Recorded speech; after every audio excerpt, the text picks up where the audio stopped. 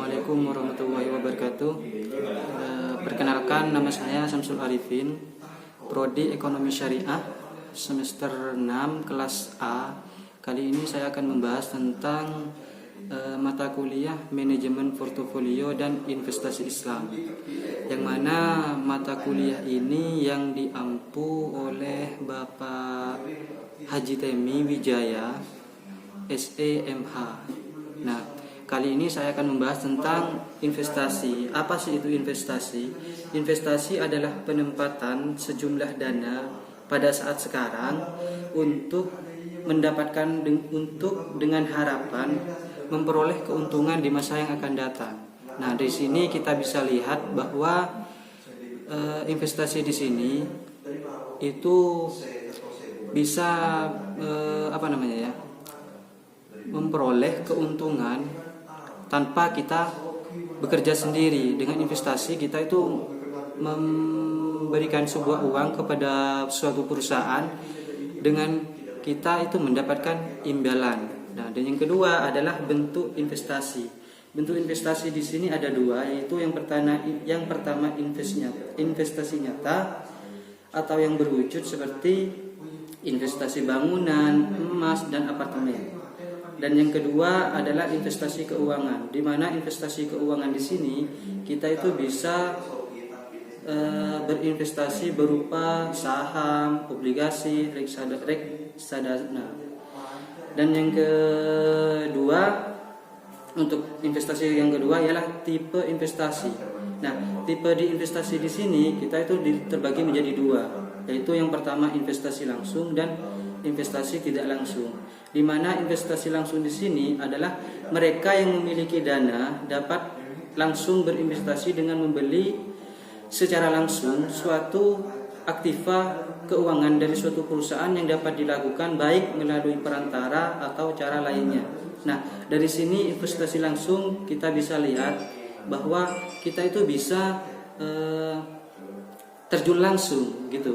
Investasi kita itu langsung terjun gitu ke suatu perusahaan yang akan kita investasikan. Nah, yang kedua adalah investasi tidak langsung.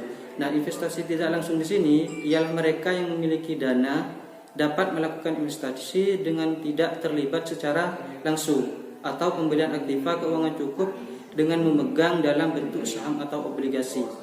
Jadi seperti itu. Untuk investasi tidak langsung ini kita itu hanya mempunyai suatu kita tanpa terjun sendiri gitu. Nah, jadi seperti itu kalau investasi tidak langsung. Dan yang ketiga untuk yang investasi yaitu proses-proses investasi. Nah, di sini proses-proses investasi dibagi menjadi 5 bagian, yaitu yang pertama menetapkan sasaran investasi, dan yang kedua membuat kebijakan investasi, dan yang ketiga memilih strategi portofolio, dan yang keempat memilih aset, dan yang kelima mengukur dan mengevaluasi kerja. Nah, di sini kita bisa lihat, yaitu yang pertama menetapkan sasaran investasi.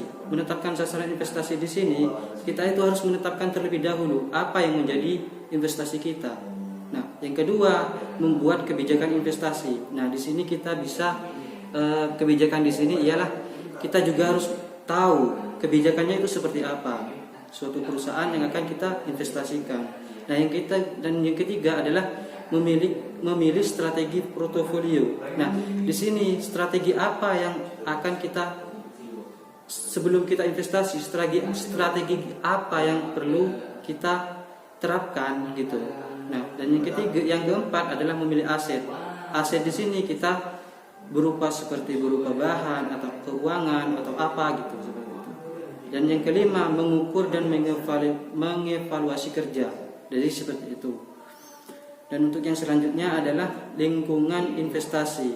Lingkungan investasi di sini terbagi menjadi 4 bagian, yaitu yang pertama sekuritas. Nah, sekuritas di sini, yang kedua pasar sekuritas, dan yang ketiga perantana finansial, dan yang keempat adalah pengertian financial market.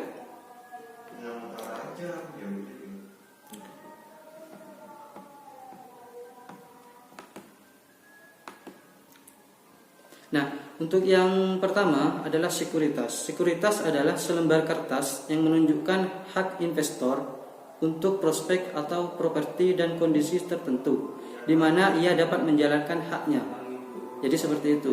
Untuk yang kedua adalah pasar sekuritas, di mana pasar sekuritas di sini diciptakan untuk fasilitas perdagangan aset finansial.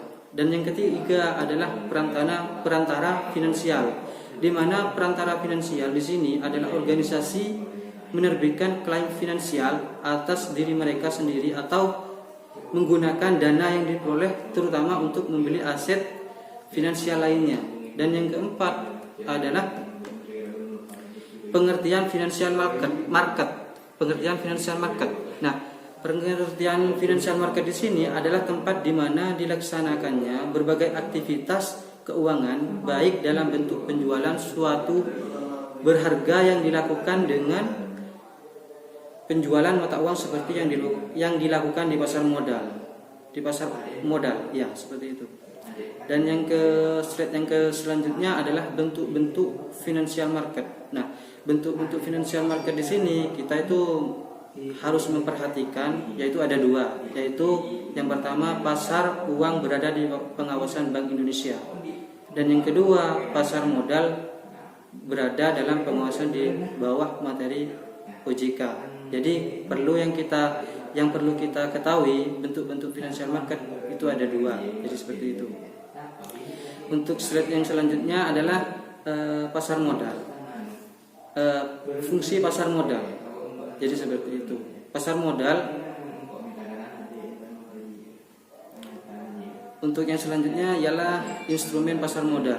Nah, instrumen pasar modal di sini terbagi menjadi dua bagian, yaitu yang pertama obligasi, yang kedua nilai rate of return. Jadi kita untuk instrumen pasar modal di sini kita itu terbagi menjadi dua bagian, yaitu apa sih itu obligasi? Obligasi adalah surat yang menyatakan bahwa pemilik surat memberikan pinjaman kepada perusahaan yang menerbitkan obligasi. Dan yang kedua adalah nilai rate of return, yaitu materi atau obligasi yang dipertahankan sampai dengan jatuh tempo. Nah, jadi dapat disimpulkan bahwa pengertian portofolio adalah suatu bidang ilmu yang khusus mengkaji tentang bagaimana cara yang dilakukan oleh seorang investor untuk